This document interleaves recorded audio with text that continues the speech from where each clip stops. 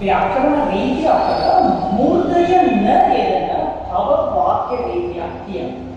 ඒ කියන්නේ අපි मूर्धज न වචනයක පාවිච්චි කරද්දී යෙදෙන තැන් අපිට යම් ආකාරයක මතකයේ තියාගන්න පුළුවන් ආකාරයක් තියෙනවා. ඒ තමයි කරණය කියලා කොයි වෙලාවක එනවා නම් වචනෙක එතකොට තියෙන්නේ පුතේ मूर्धज न.